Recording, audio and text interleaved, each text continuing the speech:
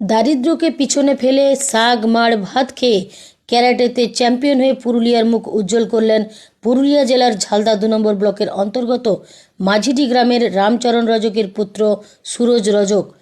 ২৭তম ওমা national karate championship আয়োজিত হয় শ্রী শ্রী ছত্রপতি স্পোর্টস কমপ্লেক্স বালবাদি, পুনেতে।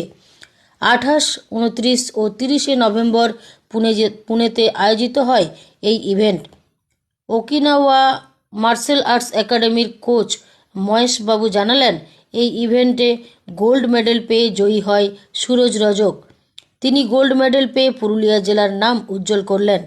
Sanjay Singh Mahato report, Bangla news TV.